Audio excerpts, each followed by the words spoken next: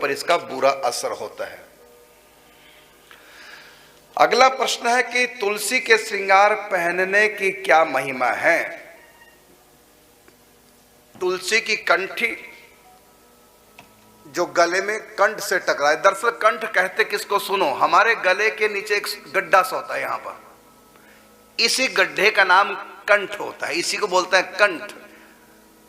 यहां पर वो आवाज टकराती है जो शब्द के रूप में हमारे मुख से आ ई आदि बन करके प्रकट होती है, तो ये कंठ आवाज यहां टकराती है।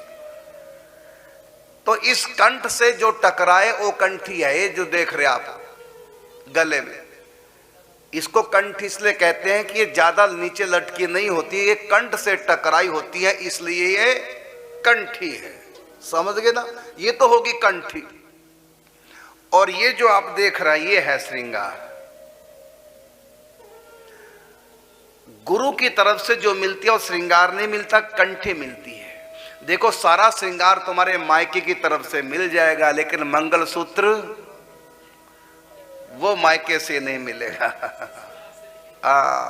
वो ससुराल से मिलेगा।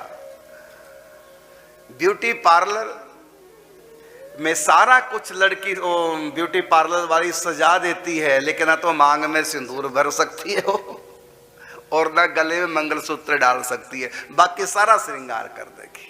इसी प्रकार ये श्रृंगार तो तुम मायके में खरीद के पहन सकते हो, मायका मतलब माया का, दुनिया, कहीं से भी खरीद के पहन लो, लेकिन ये जो है ये तो ससुराल से मिलेगी, भगवान की तरफ से गुरु के द्वारा प्राप्त होती है कंठी।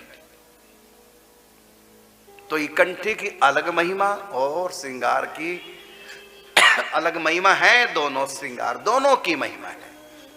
कंठी की सबसे अधिक महिमा, और जिन्होंने कंठी नहीं पहनी वो श्रृंगार के रूप में पहन सकते हैं। श्रृंगार के रूप में अगर आप पहन रहे हैं तो कंठ से टकराई हुई ना हो, कंठ का मतलब बताया मैंने, तो गुरु कंठी मिल जाए तब प्याला लहसुन नहीं खाते। बाकी श्रृंगार के रूप में आप लटकने वाली, और लटकने वाली का भी ध्यान रखना, ये जो हमारा दोनों हड्डियां यहां जहां मिलती हैं इससे नीचे माला ना हो तुलसी की,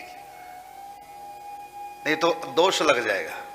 तो माला कहाँ हो, हमारा जो बीच का है जहाँ दोनों हड्डियां मिलती है, यहाँ पर छाती की इस जगह जहाँ से पेट शुरू हो जाता है, तो इसके नीचे माला ना लटकी हो। देखो हमारी यहीं तक आ रही, से नीचे नहीं। तो उसको फिर यदि नीचे वाली माला लंबी है तो उसको पहन के सोच नहीं जा सकते, उतार करके सोच जा सकते। तो हाथों का श्रृंगार पहन सकते हैं तुलसी का, इसमें नियम नहीं, लेकिन अगर गुरु की तरफ से कंठी मिली है, सबसे अधिक कंठी की महिमा, उसको पहनकर प्याज लहसुन नहीं खाते। अगला प्रश्न,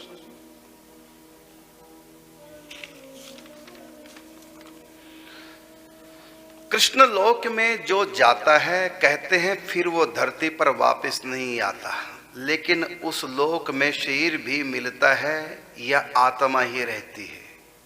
बहुत अच्छी बात, बहुत अच्छा प्रश्न किए है।